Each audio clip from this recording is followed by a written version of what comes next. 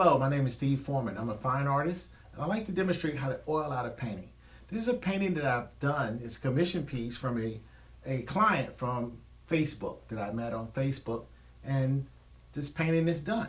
The painting is dry to the touch, and basically I allowed 4 days, basically 96 hours, for all of the colors to be dry on this painting. And of course, this is an oil painting. And some of the colors were applied thickly and some of the colors were applied thinly. That's why it took so long for the paint to dry. And then some of the colors I mixed more medium in, some of the colors I mixed less medium in. And a lot of times when you use paint straight out of the tube, you're either going to have in that paint poppy seed oil, walnut oil, something like that, which is a very slow drying oil. So sometimes different colors take a while to actually totally cure. I shouldn't say dry, it's actually curing because of the oxidization process that happens. But anyway, this has had enough time for the whole painting to cure. And now my last step that I do just before I'm ready to apply a varnish is to oil out the painting to make sure that all my colors and paint tones are uniform. Different types of paints are made out of different materials. Therefore, they absorb oil differently. Some would be more matte and some would be more satin or glossy. So what I want to do in oiling out is just keeping the whole painting consistent as my final thing that I do with my paint. So I'm going to demonstrate that just right now. Okay, first thing I'm going to do is dismount the painting from the easel. And then I'm going to sit the painting flat on this table here. Some of the things that you're going to need for oiling out is you're going to need some rubber gloves to keep the oil off your hands, because what I use is I use cheesecloth to even out the oil once I have it on the surface. You're going to need some push pins, where I keep in this little Tic Tac box. You're going to need, I like to use a glass bowl that's kind of, you know, it's got enough room for my brush to get inside of, and I gain access very easily to the oil. This is a flatter bowl too, but this is for bigger paintings. I use this. This is what I use for these. This is a 24 by 36 inch painting. Now, also in addition to that, I just cut the bottom of a water bottle off for my measurer, and I'll show you how I measure my chemistry or my medium for doing this oil out technique. Now, some colors do take longer to dry. For example, my ultramarine blue I put on very thick, almost straight out of the tube, without that much medium. And so what I do is put this and prop this up, you know, and focus it on different areas I need to kind of catch up with the other areas so it can dry. So this is one technique that I use to force oxidization to happen to oil.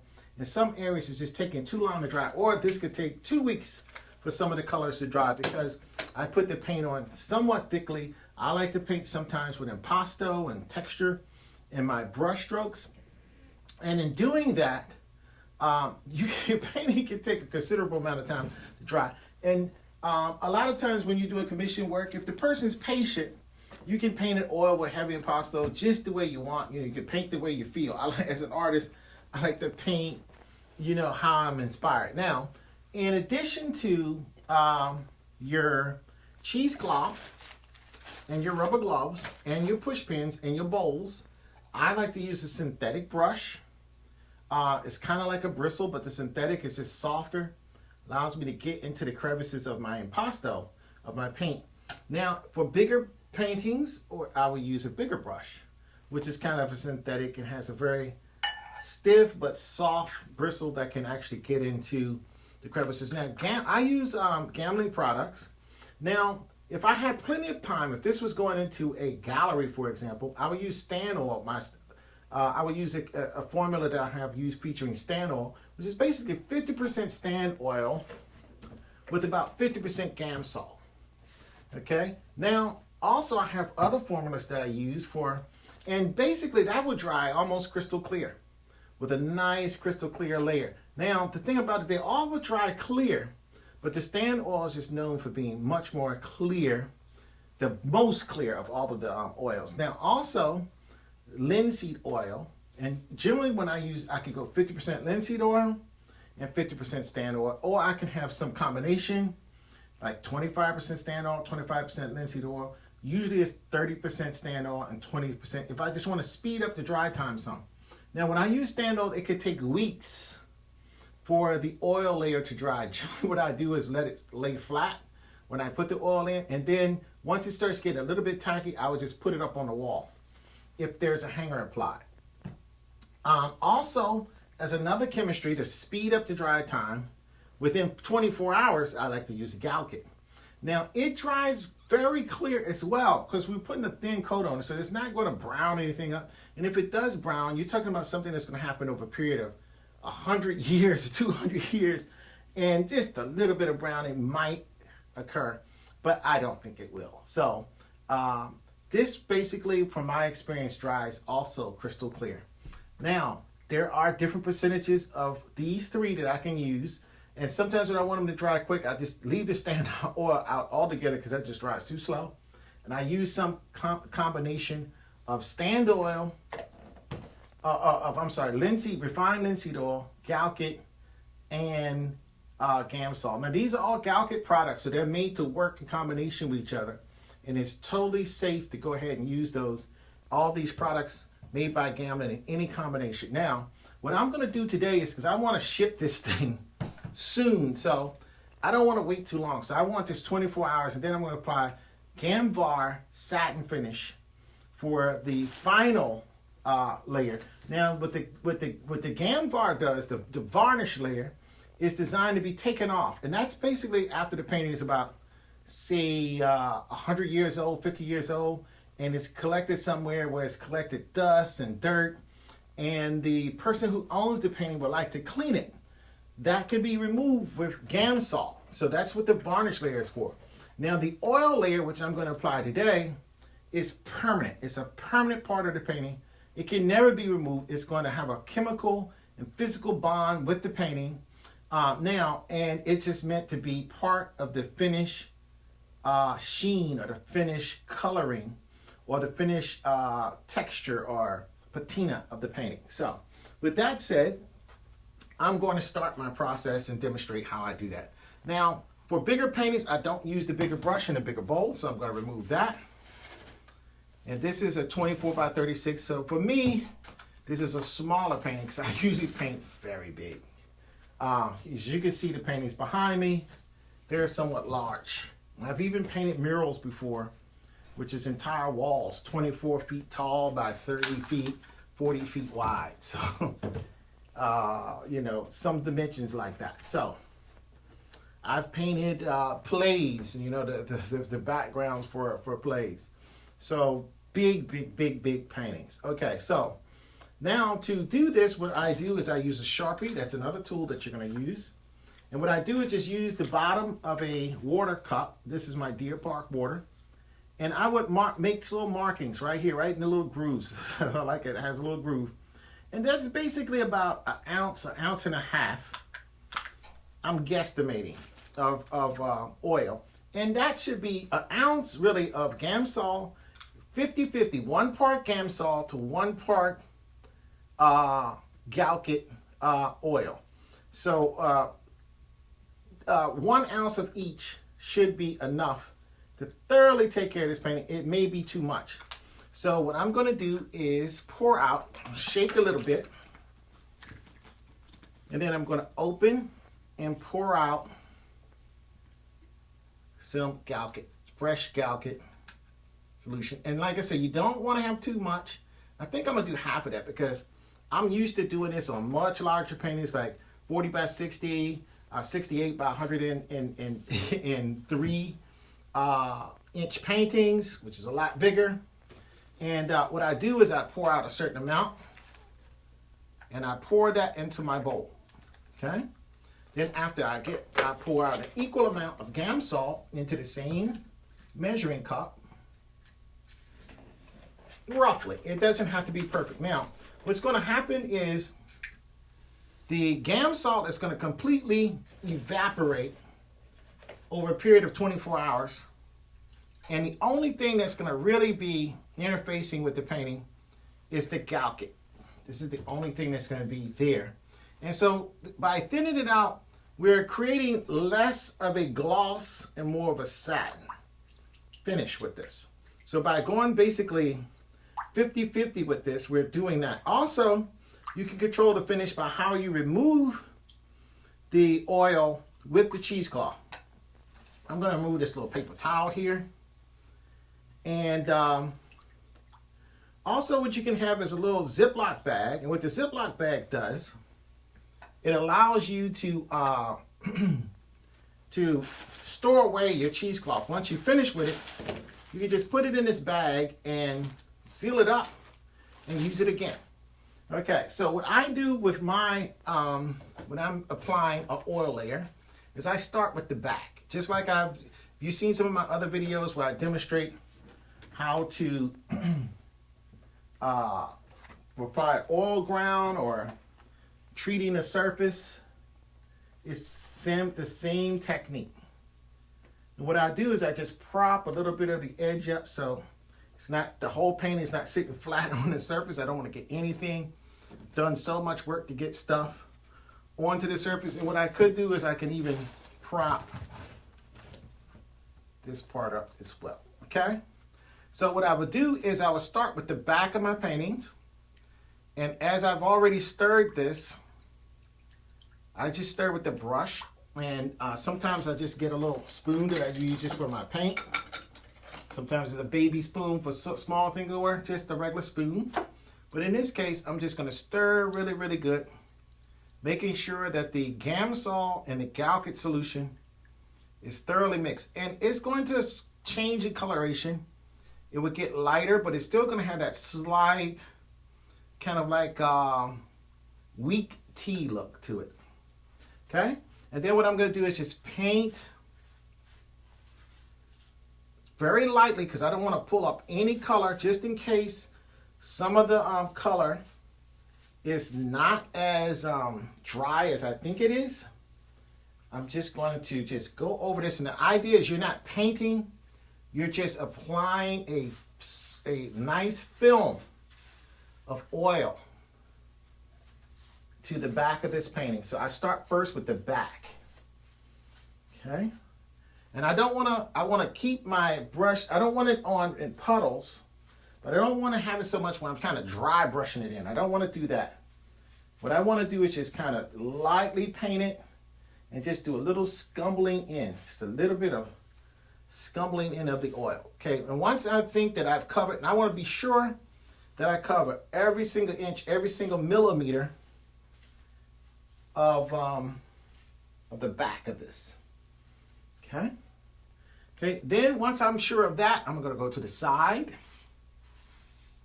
And again, I don't want so much that it's dripping too much, but I don't want so little that I have to force the paint, because this is a gallery wrap.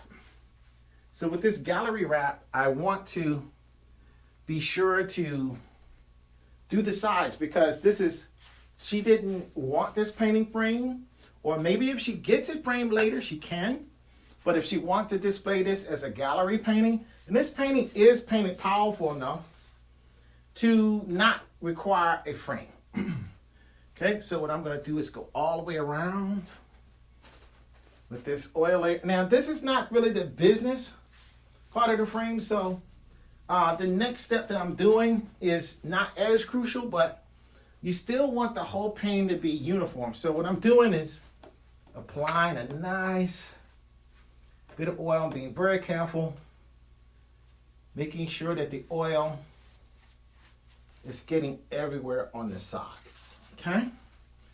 Okay, then once I'm sure that I've gotten every single millimeter that I can, even in the folds of this gallery wrap, and you don't want to introduce any dirt or anything like that, so you want a nice clean brush. You notice this brush that I have is fairly new, because the fact there's Gamsol in it. If your paint is just dry to the touch, or if the paint is not as dry as you think it is, you will get some paint to start to lift back up into the brush if you brush too heavily. So once we have this done on the back, you want to wait a few minutes for your oil to sink in. And you don't need a lot of this cheesecloth, maybe about 6 to 8 inches or so.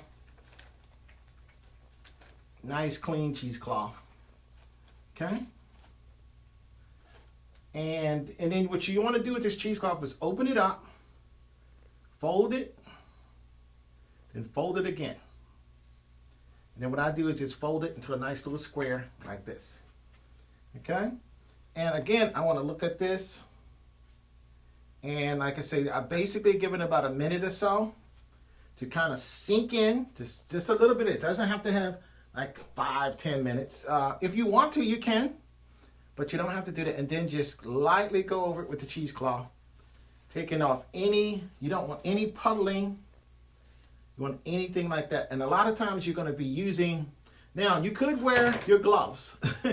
And I have a tendency to be very tactile, so I don't wear gloves. But for you people who want to keep your hands nice and neat and keep the oil from getting on, wear some gloves. Okay, and what I'm doing is going to the back and the side, and I'm removing any excess. Now, being very careful not to pull up any paint, because even if the paint, sometimes paint takes weeks, months, really to dry up enough that it won't come up with cheesecloth or with a brush. It literally can take that long. So you have to be aware of that fact. So you don't want to have puddles when you apply it. You don't want any puddling.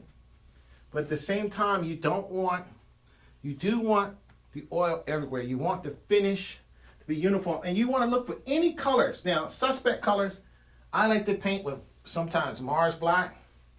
That color is notorious for sinking in.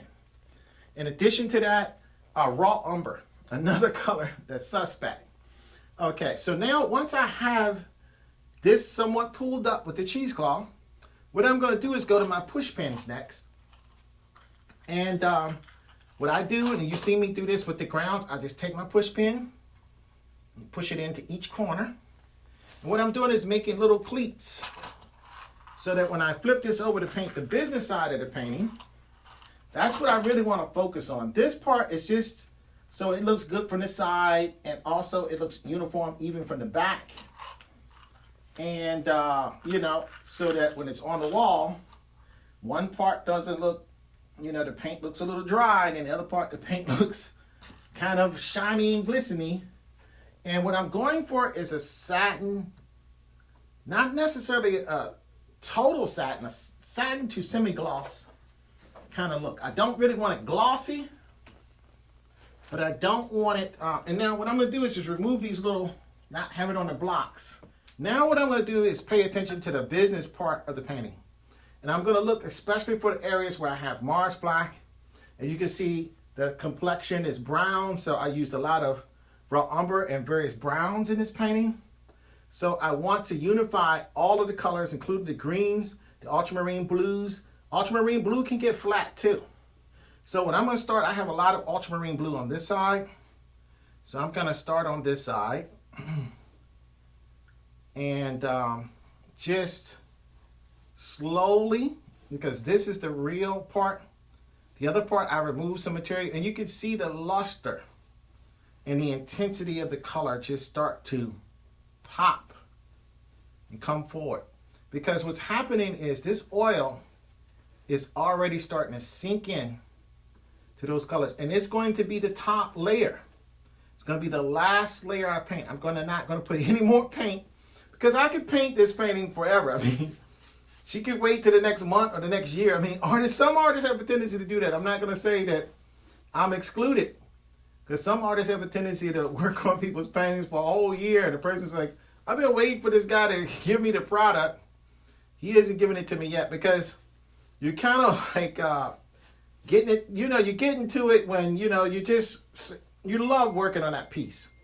So there is a tendency to, and I'm going across the face. Now, when going across the face, I want to take extra care.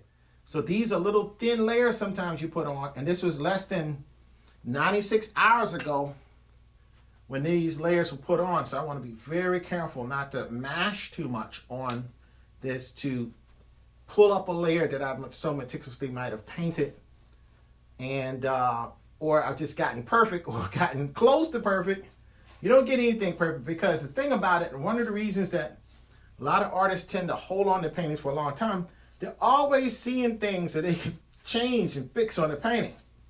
Oh, I could have done that better. Or I could have done this. Ooh, there's a touch-up I could do that. And you can touch and touch. I call them touches, touch-ups, whatever you want to call it.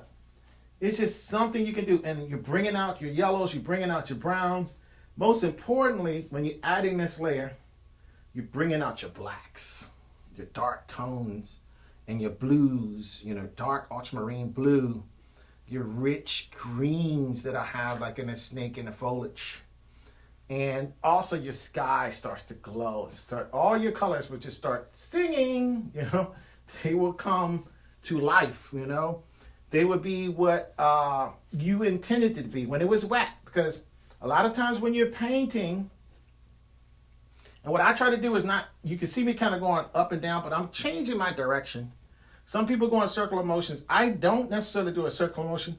I go according to the image is down, because in some areas, again, I don't want to pull anything up. But I am going in somewhat ununiform directions. Up, down, left, right, 45-degree angle, different angles. Never in one particular direction. Always in various different directions. Again, and maybe that 1 ounce of Gamsol, and I can always use this to paint with later.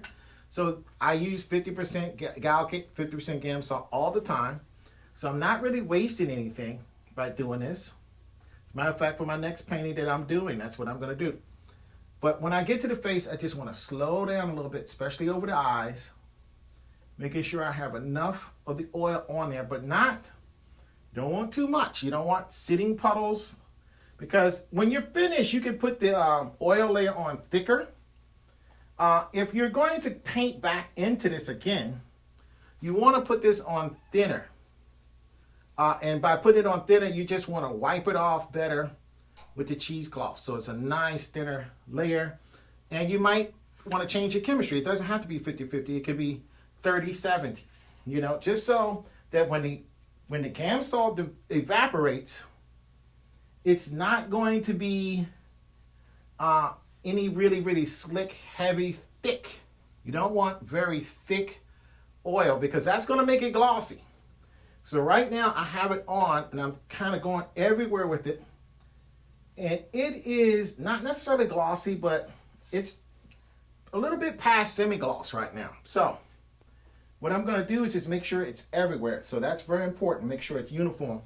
Before I go with the cheesecloth, I just want to make sure that the oil soaks down into every little piece. Of course, I'm going somewhat randomly. And I tried to go right to left, left to right. I'm left-handed, so I go the opposite that most right-handed people do. I go right to left. And I can kind of go this way. So again, I'm looking for the colors, making sure that any colors that might be sinking in more than say other colors receive just a little bit more oil at this stage. Just a little bit more oil than say other areas that's already have a little bit of luster, a little bit of gloss or satiny to it. Okay. Now, once I have that, I'm sure that every sector of this painting is receiving oil. And I'm sure that I have oil everywhere without having a little small patch missing. And a lot of times you want to change the angle of your head a little bit. And you know, looking at the reflectivity of your lights in your studio, just to make sure. And of course, you're paying attention. You might want to also put your varnish on according to the shape of your artwork. You know, with some sensitivity to the shapes of your artwork that you have. Okay, so now that is popping. That is that oil. That's looking nice. So once I'm satisfied that I have just the right kind of sheen there, what I'm going to do is go back to my oil, my cheesecloth that I had there. And I'm going to take my examples away. I'll go back. Now I can't, oh, here it is. Here's my cheesecloth over here. Again, you want to make sure that you have a nice little clean section of it. And what I do is just use my index finger a little bit and maybe my middle finger and my thumb and kind of pinch off the size of maybe a quarter.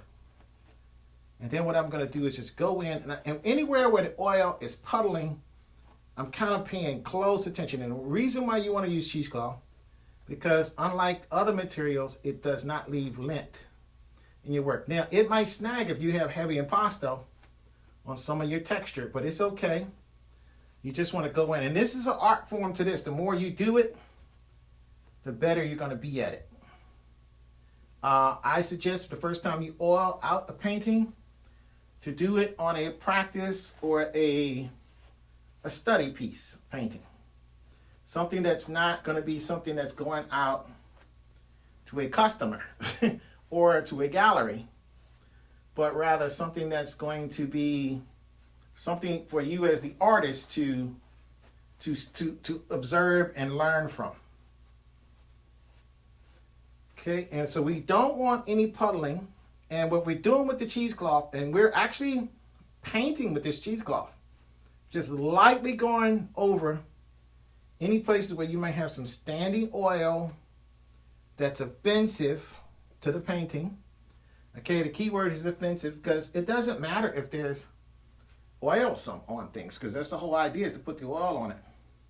But what you're trying to do is make that oil look good at this point. You want it to look good. You don't want it to be standing, puddles. You don't want any puddles. Now, this oil has had a chance to sink in very nicely. So what I'm going to do now is I'm going to look over the painting, just kind of get my head over it as much as I can. And if this wasn't a demonstration, I'd probably be on the other side too, and probably when I stop the camera, I'm going to be doing that. And just really just looking over this thing, just to make sure it is what it is. Now, you can apply multiple oil layers. You don't just have to do one. After this sets up, if it's not glossy or shiny enough for you with that particular application, if you think you should need a little bit more, then you can apply another coat, but just know every coat you build up, you're separating the painting underneath from any new painting that you may want to do. So if there's a touch up that you notice or something, this is the layer to look out for, for that. What I have a tendency to do with foliage, it's not really the businessy part of the painting, the eyes and the faces. And so for this section, I might even go a little, I could say heavier with the oil, but I will just kind of make sure it's rich. The oil is on there nicely. Okay. And I'm just looking for any little spots that might be looking, I'm hungry for some oil, that I missed. Or just, it got oil, but it needs some more oil. Like I say, and once the blacks, especially some of the blacks that I use in this, receives the oil and soaks in and dries up.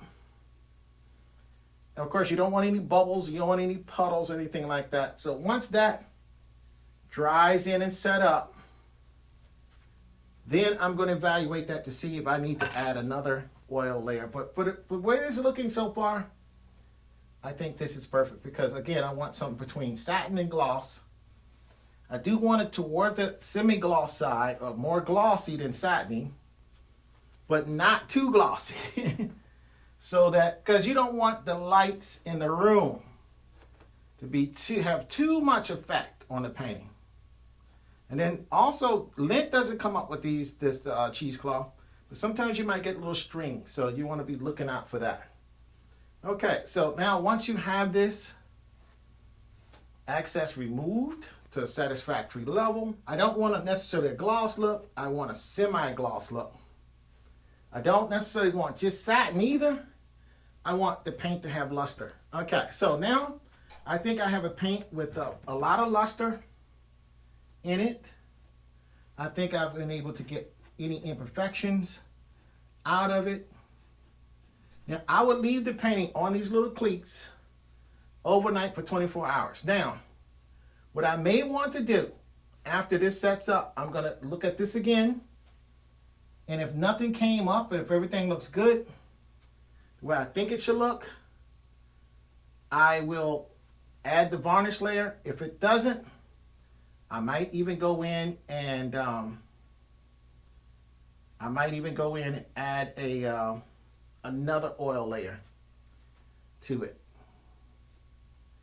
Again, this is something that this is an art all to itself. It's probably something on, again, your practice work.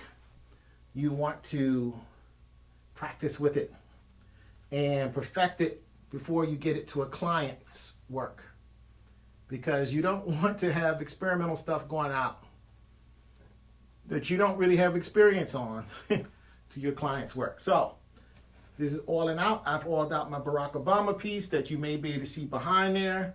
I've oiled out some other pieces over here before. So I've oiled out before. Now what I would do is leave this for 24 hours. Then after that, 24 hours, after this is totally dry to the touch, after this oil layer is totally dry, what I would do is sit it up on an easel again. I would sit it up on an easel and I would make sure that it is, that it looks the way I want it to look. Because I can still paint back into it. Now, once I put the varnish on there, painting is over. But with the oil layer, the advantage of the oil layer is that I can go back in and paint. It's also protective, but the main thing is I can ensure that the paint will look like what I intended it to look like. That's the beauty of doing the oil layer, is that this is a permanent part of the painting now. So what I'm doing now at this point is I'm making sure this painting, the colors, the intensity, the finish, the unification of all of the different types of paint and the mixtures of oil in the paint is exactly what I want. So what I would do is wait until 24 hours and then I will come back in and inspect the painting. Okay, so this is how you oil out a painting. And I would pick this up so you can see it, but I do have it on a bit of an angle so you can kind of see it on the table. But the painting is thoroughly oiled out. The luster is there. And the painting is going to start setting up after about, you don't want to do this too long, because after about 30 minutes to an hour. So this is going to set up and this should be dry by tomorrow. So you may want to get, I have one of these clocks that not only tell me the time, but also tells me the temperature. So that is a great little tool for your studio as well, especially if you're working in oils, to help you deal with all of your dry times of your various chemistries and mediums that you're using, especially for oiling out. Okay, I hope you enjoyed this video. If you did enjoy this video, please like, subscribe to this video. I'll be doing more training videos on how to do fine arts, traditional oil painting techniques. Thank you very much. Appreciate you coming by.